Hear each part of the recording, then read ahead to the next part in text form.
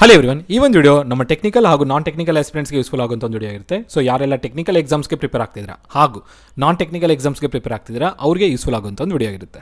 So ನಿಮಗೆ ನಾನು ಈಗಾಗಲೇ ಒಂದು ವಿಡಿಯೋನ ಅಪ್ಲೋಡ್ ಮಾಡಿದ್ದೀನಿ. BWSSB ನೋಟಿಫಿಕೇಷನ್ ಸಂಬಂಧಪಟ್ಟಂಥ ಒಂದು ವಿಡಿಯೋನ ನನ್ನ ಚಾನಲಲ್ಲಿ ನೀವು ನೋಡ್ತಾ ಇರ್ಬೋದು. ಸೊ ಆ ವಿಡಿಯೋದಲ್ಲಿ ನಿಮಗೆ ನಾನು ಹೇಳಿದ್ದೆ BWSB ನೋಟಿಫಿಕೇಷನಲ್ಲಿ ಯಾವ್ಯಾವ ವೇಕೆನ್ಸೀಸ್ ಇದೆ, ಯಾವ್ಯಾವ ವೇಕೆನ್ಸೀಸ್ಗೆ ಏನೇನು ಎಲಿಜಿಬಿಲಿಟಿ ಇದೆ, ಹಾಗೂ ಎಕ್ಸಾಮ್ ಫೀಸ್ ಏನು, ಯಾವಾಗ ಸ್ಟಾರ್ಟ್ ಆಗುತ್ತೆ, ಎಕ್ಸಾಮ್ ಪ್ಯಾಟ್ರನ್ ಏನು ಅಂತ ಎಲ್ಲ ನಿಮ್ಗೆ ತಿಳಿಸ್ಕೊಟ್ಟಿದ್ದೆ ಆ ವಿಡಿಯೋದಲ್ಲಿ. ಈಗ ಈ ವಿಡಿಯೋದಲ್ಲಿ ಅದೇ ನೋಟಿಫಿಕೇಷನ್ಗೆ ಸಂಬಂಧಪಟ್ಟಂತೆ ಇನ್ನೊಂದಷ್ಟು ಮಾಹಿತಿನ ಹೇಳಬೇಕಾಯಿತು. ಯಾಕಂದರೆ ಪ್ರೀವಿಯಸ್ ಆಗಿ ಅವ್ರೇನು ನಮಗೆ ನೋಟಿಫಿಕೇಷನ್ ರಿಲೀಸ್ ಮಾಡಿದ್ರು ಅಫಿಷಿಯಲ್ ವೆಬ್ಸೈಟಲ್ಲಿ, ಆ ನೋಟಿಫಿಕೇಷನಲ್ಲಿ ಒಂದಿಷ್ಟು ಮಾಹಿತಿ ಮಿಸ್ ಆಗಿತ್ತು. ಆ ಮಾಹಿತಿ ಬಗ್ಗೆ ಈ ವಿಡಿಯೋದಲ್ಲಿ ನಾನು ನಿಮ್ಮ ಜೊತೆ ಶೇರ್ ಮಾಡ್ತಾ ಇರ್ತೇನೆ. ಸೊ ಏನು ಅದು ಮಾಹಿತಿ ಅಂತ ಕೇಳೋದಂತಂದರೆ, ಸೊ ನೋಡಿ, ನಿಮಗೆ ವೇಕೆನ್ಸೀಸ್ ಎಷ್ಟಿದೆ ಅಂತ ಹೇಳಿದರು, ಬಟ್ ಯಾವ ಕ್ಯಾಟಗರಿಗೆ ಯಾವ ಥರ ವೇಕೆನ್ಸೀಸ್ ಡಿಸ್ಟ್ರಿಬ್ಯೂಷನ್ ಆಗಿದೆ ಅನ್ನೋದ್ರ ಬಗ್ಗೆ ಮಾಹಿತಿ ಪ್ರೀವಿಯಸ್ ನೋಟಿಫಿಕೇಷನಲ್ಲಿ ಕೊಟ್ಟಿರಲಿಲ್ಲ. ಇದೀಗ KE ಅಫಿಷಿಯಲ್ ವೆಬ್ಸೈಟಲ್ಲಿ ನಿಮ್ಗೆ ಆ ಒಂದು ಮಾಹಿತಿ ಲಭ್ಯವಿದೆ. ಸೊ ಆ ಡಾಕ್ಯುಮೆಂಟ್ನ ಡೌನ್ಲೋಡ್ ಮಾಡಿಕೊಂಡು ಯಾವ ಕ್ಯಾಟಗರಿಗೆ ಎಷ್ಟು ವೇಕೆನ್ಸೀಸ್ ಇದೆ ಅಂತ ನೋಡಿಕೊಂಡು ನೀವು ನಿಮ್ಮ ಕ್ಯಾಟಗರಿಗೆ ನಿಮಗೆ ಅಲ್ಲಿ ಅವೈಲೇಬಲ್ ಇದೆ ಅಂತಂದರೆ ನೀವೇನು ಮಾಡ್ಬೋದು, ಅಪ್ಲಿಕೇಶನ್ನ ಅಪ್ಲೈ ಮಾಡ್ಬೋದು. ಯಾಕಂದರೆ ಆ ಒಂದು ಟೇಬಲ್ ನೀವು ನೋಡಲೇಬೇಕು. ವೇಕೆನ್ಸೀಸ್ ಏನೋ ಕೊಟ್ಟಿದ್ದಾರೆ, ಬಟ್ ಇನ್ ಕೇಸ್ ನಿಮ್ಮ ಕ್ಯಾಟಗರಿಗೆ ಬರಲ್ಲ, ನಿಮ್ಮ ಕ್ಯಾಟಗರಿಗೆ ಇಲ್ಲ ಅಂತಂದರೆ ನೀವು ಹಾಕೋದ್ರಿಂದ ಏನೂ ಯೂಸ್ ಇಲ್ಲ ಅಲ್ವಾ. ಹಾಗಾಗಿ ಆದಷ್ಟು ಆ ವೇಕೆನ್ಸಿ ಡಿಸ್ಟ್ರಿಬ್ಯೂಷನ್ ಟೇಬಲ್ನ ನೋಡಿ ನಿಮ್ಮ ಕ್ಯಾಟಗರಿಗೆ ಅಥವಾ ಜನರಲ್ ಮೆರಿಟಲ್ಲಿ ವೇಕೆನ್ಸೀಸ್ ಇದೆ ಅಂದರೆ ಅಪ್ಲೈ ಮಾಡಿ.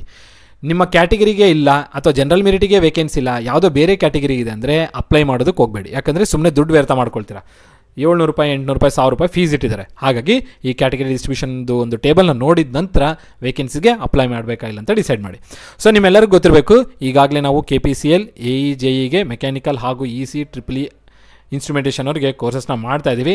ಸೊ ಯಾರಾದರೂ BWSSB ಮೆಕ್ಯಾನಿಕಲ್ ಹಾಗೂ ಎಲೆಕ್ಟ್ರಿಕಲ್ ಕೋರ್ಸಲ್ಲಿ ಇಂಟ್ರೆಸ್ಟ್ ಇದೆ ಅಂತಂದರೆ ನೀವು ಈ ನಂಬರ್ಗೆ ಕಾಂಟ್ಯಾಕ್ಟ್ ಮಾಡ್ಬೋದು. ನಂಬರ್ ಯಾವುದಾಗಿರುತ್ತೆ ಅಂದರೆ 8861405848. ಸೊ ಈ ನಂಬರ್ಗೆ ನೀವು ಟೆಕ್ಸ್ಟ್ ಮಾಡಿ, ಅವ್ರು ನಿಮಗೆ ಕಾಂಟ್ಯಾಕ್ಟ್ ಮಾಡಿ ನಿಮಗೆ ಆ ಡೀಟೇಲ್ಸ್ನ ಪ್ರೊವೈಡ್ ಮಾಡ್ತಾರೆ. ಅದಾಗಿ ನಂತರ ಯಾವ್ಯಾವ ಕೋರ್ಸ್ಗೆ ನಾವು ಮಾಡ್ತಾ ಇರ್ತೀವಿ ಅಂದರೆ ಯಾವ್ಯಾವ ಡಿಪಾರ್ಟ್ಮೆಂಟ್ಗೆ ಮೆಕ್ಯಾನಿಕಲು, ಅದಾಗಿನ ನಂತರ EEE, ಮೆಕ್ಯಾನಿಕಲ್ ಹಾಗೂ EEE. ಸೊ ಇಲ್ಲಿ ಯಾವುದು ಮೆಕ್ಯಾನಿಕಲು ಮತ್ತು EEEನಲ್ಲಿ ನಿಮಗೆ ವೇಕೆನ್ಸೀಸ್ ಇದೆ. ಯಾವುದದು? ಒಂದು AE ಇದೆ ಹಾಗೂ ಇನ್ನೊಂದು JE ಇದೆ ಅಲ್ವಾ, JE ಒಂದಿದೆ. ಸೊ ಎರಡೂ ಸಬ್ಜೆಕ್ಟ್ಸ್ಗೂ ಅಥವಾ ಎರಡೂ ಪೋಸ್ಟ್ಗೂ ನಾವೇನು ಮಾಡ್ತೀವಿ, ಕೋರ್ಸಸ್ನ ಮಾಡ್ತಾ ಇರ್ತೀವಿ.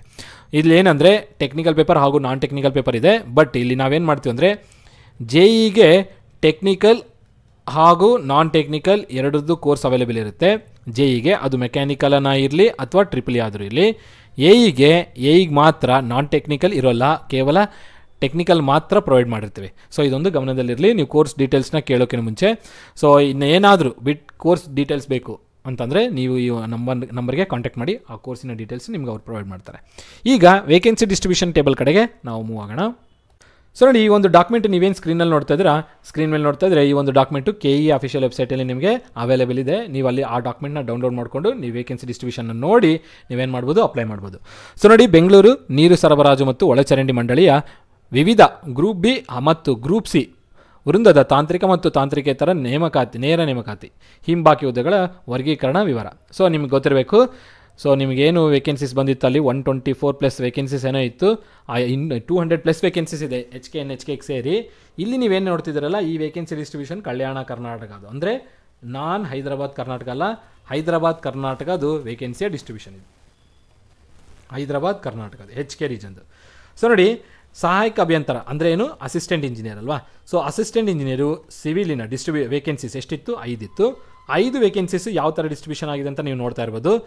ನಿಮಗೆಲ್ಲರಿಗೂ ಗೊತ್ತಿರಬೇಕು, ಪರಿಶಿಷ್ಟ ಜಾತಿನಲ್ಲಿ A, B, C ಅಂತ ಬಂದಿದ್ದೀವಲ್ಲ, ಹಾಗಾಗಿ vacancy distribution as per government ಅವ್ರು ಏನು ಒಳ ಮೀಸಲಾತಿ ಕೊಟ್ಟಿದ್ದಾರೆ ಅದರ ಪ್ರಕಾರನೇ ವೇಕೆನ್ಸಿ ಡಿಸ್ಟ್ರಿಬ್ಯೂಷನ್ ಆಗಿದೆ. ಹಾಗಾಗಿ ಈ ಒಂದು ನೋಟಿಫಿಕೇಷನ್ ಏನು ನೀವು ತಡೆ ಆಗುತ್ತೆ, ಸ್ಟೇ ಆಗ್ಬೋದು, ಅದು ಎಲ್ಲ ಬಿಟ್ಬಿಡಿ. ಆ ಥರ ಏನು ಸ್ಟೇ ಆಗಲ್ಲ. ಸೊ ಎಕ್ಸಾಮ್ ಕಂಡಕ್ಟ್ ಮಾಡ್ತಾರೆ, ಆದಷ್ಟು ಬೇಗನೆ ನೋಟಿಫಿಕೇಷನ್ ಕೂಡ ಕ್ಲೋಸ್ ಮಾಡ್ತಾರೆ. ಸೊ ಎಲ್ಲ ಒಳ ಮೀಸಲಾತಿ ಇನ್ಕ್ಲೂಡ್ ಮಾಡಿನೇ ನೋಟಿಫಿಕೇಷನ್ ರಿಲೀಸ್ ಮಾಡಿದ್ದಾರೆ. ಸೊ ಇಲ್ಲಿ ನೋಡ್ತಾ ಇರ್ಬೋದು ನೀವು 5 ವೇಕೆನ್ಸಿ ಡಿಸ್ಟ್ರಿಬ್ಯೂಷನ್ ಯಾವ ಥರ ಇದೆ ಅಂತೇಳಿ. ಈ ಥರ ಅಂದರೆ ಜನರಲ್ಲು ಅದೇನು ಪ್ಯೂರ್ಲಿ ಜನರಲ್ಲು, ಪ್ರವರ್ಗ 1 ಜನರಲ್ಲು, ಪರಿಶಿಷ್ಟ ಜಾತಿ ಪರಿಶಿಷ್ಟ ಪಂಗಡ 1 ಹಾಗೂ ಪರಿಶಿಷ್ಟ ಜಾತಿನಲ್ಲಿ 1. ಸೊ ಇವೆಲ್ಲ ಒಂದೊಂದು ವೇಕೆನ್ಸಿ. ಇಲ್ಲಿ ಟೋಟಲ್ ವೇಕೆನ್ಸಿ 4 ಇದೆ.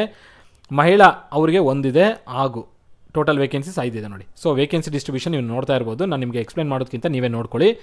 Assistant engineer electrical, assistant engineer ಮೆಕ್ಯಾನಿಕಲಲ್ಲಿ HK ರೀಜನಲ್ಲಿ ಒಂದೇ ಒಂದು ವೇಕೆನ್ಸಿ ಇತ್ತು. ಅದು ಪರಿಶಿಷ್ಟ ಜಾತಿ ಪ್ರವರ್ಗ Aಗೆ ಹೋಗಿದೆ. ಪರಿಶಿಷ್ಟ ಜಾತಿ ಪ್ರವರ್ಗ Aಗೆ ಹೋಗಿದೆ ನೋಡಿ.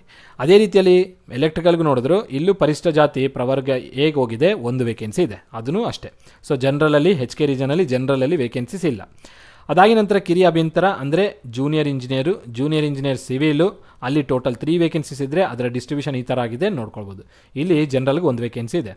ಕಿರಿಯ ಅಭಿಯಂತರ ಎಲೆಕ್ಟ್ರಿಕಲ್, ಇಲ್ಲಿ ಟೋಟಲ್ 2 ವೇಕೆನ್ಸೀಸ್ ಇತ್ತು, ಅದರಲ್ಲಿ ಒಂದು ಜನರಲ್ಗೆ ಪರಿಶಿಷ್ಟ ಜಾತಿ ಪ್ರವರ್ಗ ಎಗೆ ಒಂದು ಹೋಗಿದೆ. ಸೊ ಇಲ್ಲಿ ನಿಮಗೆ ಜನರಲ್ಗೆ ಅವಕಾಶ ಇದೆ ಜೂನಿಯರ್ ಇಂಜಿನಿಯರಲ್ಲಿ.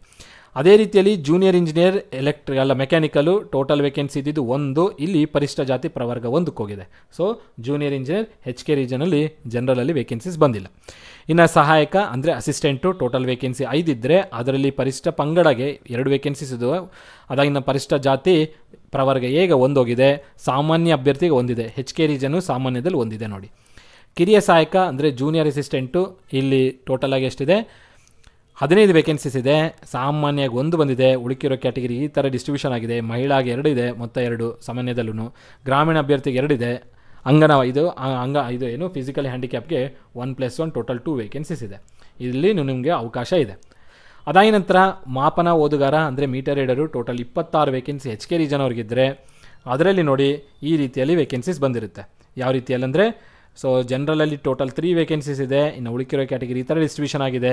ಇಲ್ಲಿ ಹಿಂಬಾಕಿ ಏನಿತ್ತಲ್ಲ ಬ್ಯಾಕ್ಲಾಗ್ ವೇಕೆನ್ಸೀಸ್ ಅದನ್ನು ಇಲ್ಲಿ ಇನ್ಕ್ಲೂಡ್ ಮಾಡಿದ್ದಾರೆ. ಸೊ ಎಲ್ಲ ವೇಕೆನ್ಸೀಸ್ ಡಿಸ್ಟ್ರಿಬ್ಯೂಷನ್ ನೀವು ನೋಡ್ಬೋದು. ಇಲ್ಲಿವರೆಗೆ ನಾನು ಏನು ಹೇಳಿದ್ದೀನಿ ಇದೆಲ್ಲ HK ರೀಜನ್ದು. ಈಗ ನಾನ್ ಹೈದರಾಬಾದ್ ಕರ್ನಾಟಕ ರೀಜನ್ಗೆ ಬರೋಣ. ರೀಜನ್ಗೆ ಇಲ್ಲಿ ಟೋಟಲ್ ವೇಕೆನ್ಸೀಸ್ ಭಾಳನೇ ಇತ್ತು. ಈ ವೇಕೆನ್ಸೀಸ್ ಯಾವ ಥರ ಡಿಸ್ಟ್ರಿಬ್ಯೂಷನ್ ಆಗಿದೆ ಅಂತ ನೋಡೋದಾದರೆ ನೋಡಿ, ಇಲ್ಲಿ ಅಸಿಸ್ಟೆಂಟ್ ಇಂಜಿನಿಯರು ಸಿವಿಲ್ ಮೊತ್ತ 13 ವೇಕೆನ್ಸಿ ಇದ್ದರೆ ಈ ರೀತಿಯಲ್ಲಿ ಡಿಸ್ಟ್ರಿಬ್ಯೂಷನ್ ಆಗಿದ್ದಾವೆ ಟೋಟಲ್ ಆಗಿ. ಇದನ್ನೆಲ್ಲ ಕ್ಲಿಯರಾಗಿ ನೋಡ್ಕೊಳ್ಳಿ. ಸಾಮಾನ್ಯ ಅಭ್ಯರ್ಥಿಗೆ 1 ಅವೈಲೇಬಲ್ ಇದೆ.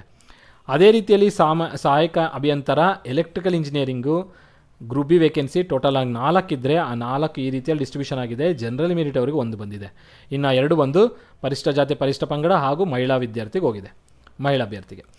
ಅದೇ ರೀತಿಯಲ್ಲಿ ಸಹಾಯಕ ಅಭಿಯಂತರು ಅಂದರೆ assistant engineer mechanical assistant engineer mechanical total vacancies ಇದ್ದಿದ್ದು 2, ಆ 2 ವೇಕೆನ್ಸಿ ಡಿಸ್ಟ್ರಿಬ್ಯೂಷನ್ ಆಗಿರೋದು ಈ ಥರ ಇದೆ. ಏನಿದು ಸಾಮಾನ್ಯ ಅಂದರೆ ಜನರಲ್ ಮೆರಿಟ್ ಅವರಿಗೆ 1 ವೇಕೆನ್ಸಿ ಬಂದಿದೆ. ಸೊ ಜನರಲಲ್ಲಿ ಇದೆ ಅಸಿಸ್ಟೆಂಟ್ ಇಂಜಿನಿಯರ್ ಮೆಕ್ಯಾನಿಕಲ್ಗೆ. ಸೊ ಪಾರ್ಟಿಸಿಪೇಟ್ ಮಾಡ್ಬೋದು, ಎಲ್ಲರೂ ಅಪ್ಲೈ ಮಾಡ್ಬೋದು.